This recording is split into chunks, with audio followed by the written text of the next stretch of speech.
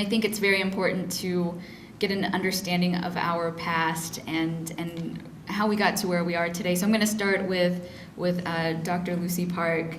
I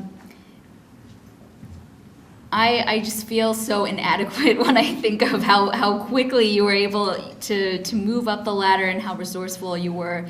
Being a woman, especially in a new country at a different time, that may not have been so kind to immigrants or women, especially in the medical field. What were some of those challenges you faced? How did you overcome them? And just by how quickly you went through, did you even have an awareness that those were even challenges to you?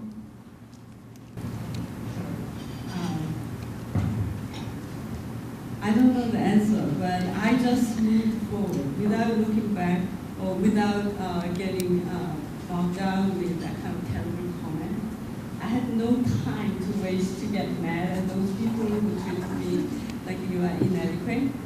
So just charge forward and develop confidence. So I became competent, so they could not ignore me.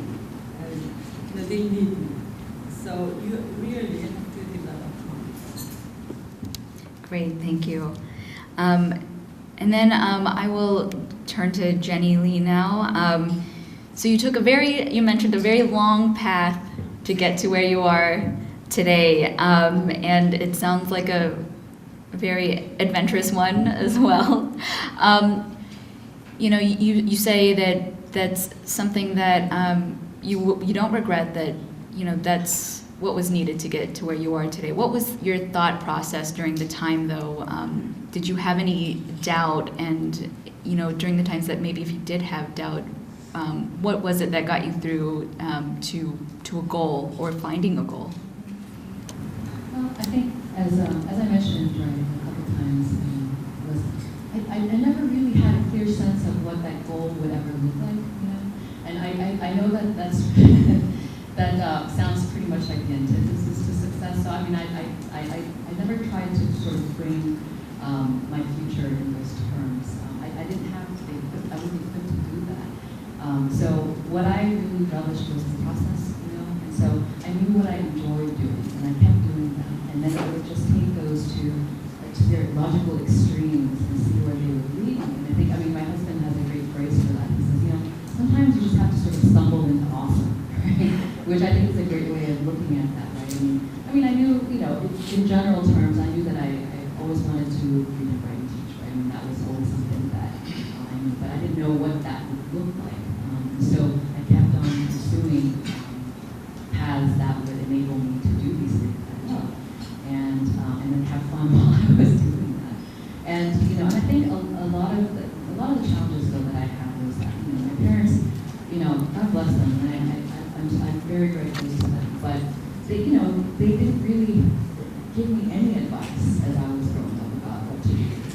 They didn't share anything practical with me. And they were too occupied. Yeah. Is it hard to hear? Sorry, okay. I felt, as an only child too, I had sort of no personal family models, right, to kind of follow. And so I just sort of decided, okay, I have to sort of forge my own path and have adventure along the way. That's really been my philosophy. And even now, as I mentioned, I don't feel like I'm done. I don't feel like I've reached an end goal. I've developed new interests over the last few years, and I'm actually thinking about going back to school, right, to sort of pursue some more of them. So I just feel like, learning is just a process. It's a continual process, and that's something that I really, really cherish and value. And so that really has been the only single guiding philosophy. Thank you. And now, Myung, I felt something turn in my stomach when you told us that you went from interior design or something in art to something we would not at all relate to art with computer science. I'm wondering, how difficult was it to make that life change from something that seemed to be a passion of yours to a completely new field? Yes, when I chose my major at the time, I did not put a lot of thought into this. And then later, and I found it was not for me, so I changed my major. So that taught me how important it is to get some guidance from your mentors or teachers or anyone who can give you good advice. But our current job, I'm a fellow engineer, so each company has a different titles, but the fellow is nearly the highest rank you can achieve as an engineer at Northrop.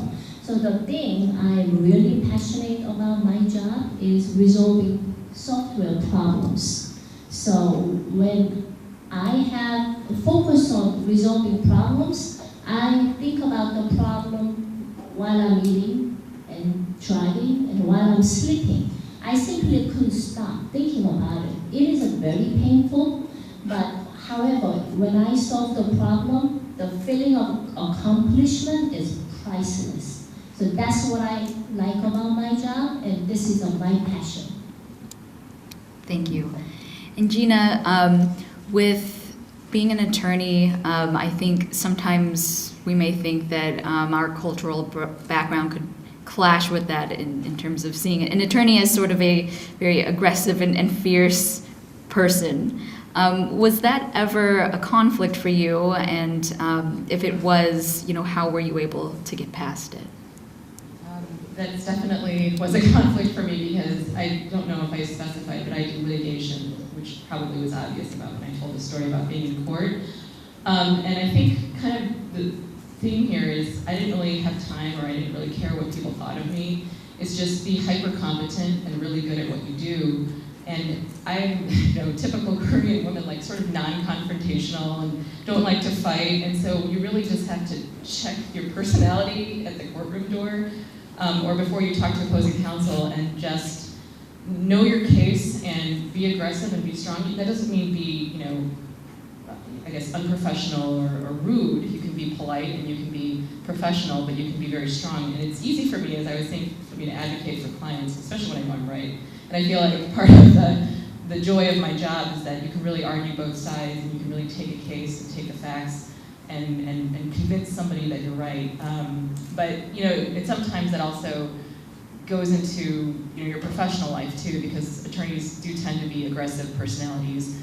90% of them are male, and I think most of them, especially judges, look at you as if you're like this little girl, and you're their daughter, and sort of look past you. And so you really have to be strong. And again, there's a difference between being strong and being rude. You don't want to be hyper aggressive, but you want to be professional. And I think I've had to do that a few times, even at my own firm, when people either try to take credit for work that you did, or try to take clients that you believe were yours. I mean, there are things that you have to do to make sure that you don't let people walk all over you, but that doesn't, I think it just means that you have to be a different person when you're at work than when you're at home. I don't fight with my husband, and I think it's because of what I do for a living. Thank you so much. And a reminder, we're still taking questions. I'll ask one more, so if you've got any questions, be sure to hold up your cards and someone will come around to your table and bring those up here. And before I get into those, I'll ask one more to our panelists, and if whoever feels they would like to answer, it could be all of you. Your careers don't necessarily define you, so what keeps you grounded? What keeps you a well-rounded person? And with that, how do you think that helps you in your career?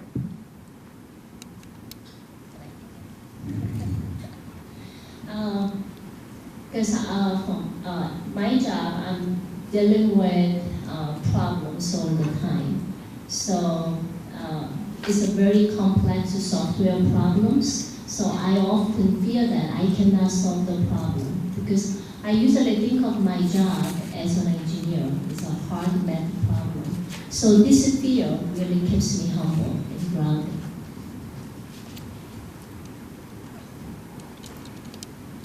Would anyone else like to answer that question? Well, I think the family support is important. So Young said it's important to find a spouse who can communicate and can support you, but also you support spouse. So with respect, So that can really absorb a lot of stress and keep you sane when going through difficult times. And also having diverse interests is also helpful. So when I interview medical school applicants, that's what I usually see. It's people who just only worked straight the science, got straight A, went through even fast course. I don't think they will become a doctor.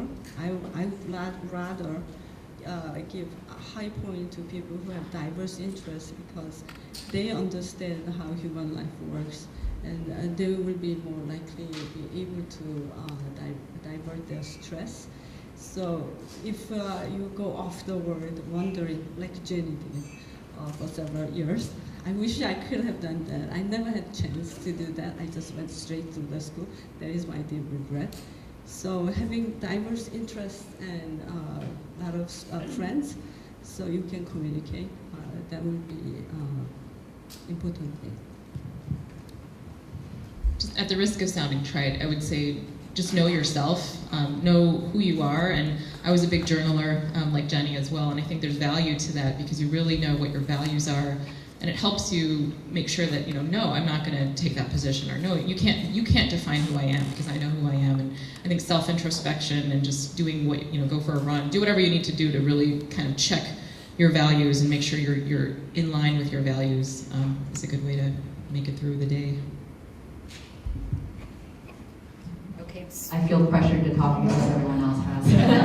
But just mine's very short. I think it's really important to compartmentalize your life so that your work, life is your work life, and then you come home and you put that aside. And I know that's not always easy to do. Even when you're in school, right? You bring your homework home. You're always thinking about that. But it really, really is important to try at least to sort of divide your professional life from your personal, and also, and also have other interests besides just those two, as everybody has pointed out. So I think just having a balanced life, I think I can't stress that enough. I think that's so important. All right, great. Hello, okay, I'm going to switch over to the lab mic. Sorry, getting a little feedback. Our first question, how do you brand? And a second part to that, if you could do one thing different in your career, what would that be?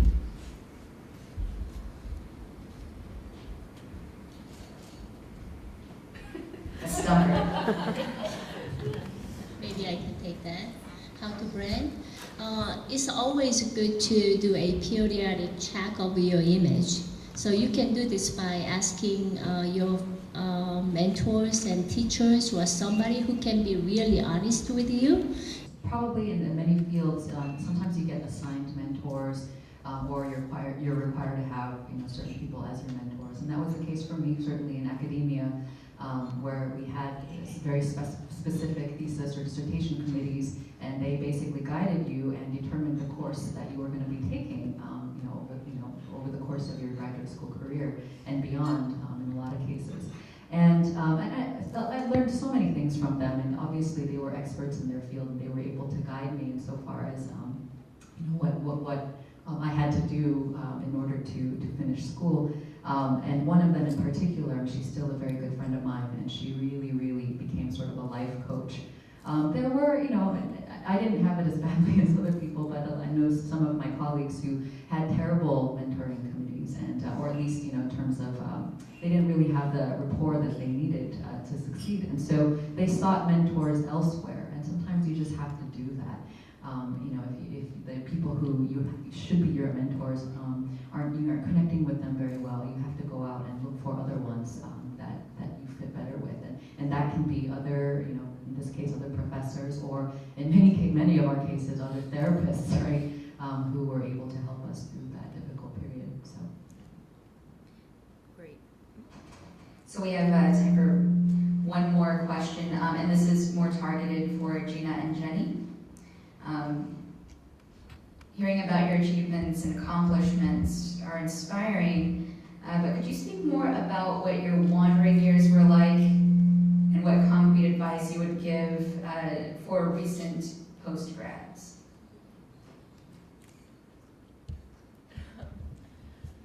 I had a couple of wandering years. I took a year off between college and law school to really make sure that law school and the legal profession was what I wanted to do. It's expensive and it's a huge investment, and I worked in a law firm, and that didn't dissuade me, strangely enough, because I did a lot of sort of the grunt work that you have to do. I worked at a large law firm, but that was a very valuable lesson to me because it really demonstrated to me that you need people, you really need sort of what I think other people mistreat, like clerks, project assistants, everybody in the office chain is there to help you, and if I didn't have those people and I didn't have that experience, I think I would appreciate people much less. Maybe not, but that was a very valuable lesson, and that you really have to be willing to do, I think somebody was saying, just sort of the not fun work to work your way up, because if you're so proud that you can't alphabetize exhibits, then you're not going to be able to earn the respect of other people. And I don't know if it was wandering, but I had a difficult semester, one of the semesters in law school, and it was so discouraging because I really thought, okay, this is not organic chemistry, this is like my thing, it's reading and writing, and I didn't do very well. And it was a real setback, and I felt like maybe this isn't for me, but I think somebody else was saying too, it really is about improvement and humility and learning to do much better. And after that semester, I got really serious, and I I forgot what it was called, but sort of the top 10% of your class every semester after that, because I was like, I've got to make sure that I do really well academically, because if I don't, getting into a law firm, moving your way up the career path isn't going to work. So I guess, I don't know if that's wandering, but it's more, you will have setbacks, you will, and if you do, don't let that discourage you.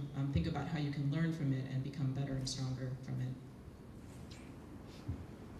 Yeah, I absolutely agree, and I think it's really important to kind of take stock of yourself during those setbacks and think about whether you want to keep on going with it and what steps it will take for you to do that, or maybe it's kind of a wake-up call, that maybe what you're in is actually not what you should be in, and that you should change your path completely. One of the most dramatic stories in my cohort, one of my very, very good friends in grad school, she was her dissertation was in American literature, and she was focusing on Moby Dick in particular, and then she realized, I want to be a therapy dog trainer. I'm serious. It was this epiphany that she had in the middle of our second year, and everyone thought she was crazy, but she started going to conferences for dog therapy, and she started, doing a lot more research. Her papers were all about literature and dogs. It was really, really interesting how she sort of intellectually made that, to kind of incorporate that into her path. And now, she's in Portland and she's a therapy dog trainer, and she is so happy. So you kind of have to take stock at every single point, especially when you're having difficulties, and let yourself be open to the idea of change. I think that's incredibly important. Mine is not as dramatic, but I was in a PhD program in a Research One university, and so all the professors, they were grooming us to get these jobs at research universities where we'd become tenured professors and write books and all that. And I realized halfway through grad school that was absolutely not what I wanted to do. I did not want to be a medievalist for the rest of my life. I knew myself. I knew that I wanted to keep on learning new things, and there was no way that I could devote myself to 14th century literature for the rest of my life, especially given my background. And I realized that I was really getting interested in two things. Number one, I was really, really passionate about teaching. And the other thing was that I was really, really getting interested in social justice issues, which had nothing to do with, what I was doing in grad school. So, my committee was very disappointed, but one of my advisors, she gave me really, really good advice, and I really thank her for that to this day. She said, look, don't ever, ever worry about disappointing us, okay? You do what you need to do for yourself, and, don't worry about how we feel. No matter how we feel, we will support you, right? And that was not the case with my entire committee, but it certainly was for her. And for me to hear those words was just what I needed to hear. And so that's when I started to seek out, as I said before, other mentors to help me. Okay, well, I want to teach. I want to find a professorship at a teaching college, and how can I do that? And so other mentors were able to guide me through that. So it's again, I'm long and winded in my response, but I think it's really important to, when you have whether you're wandering in your career, wandering in your life, or whatever the case may be, to always use that as a learning experience. so sort of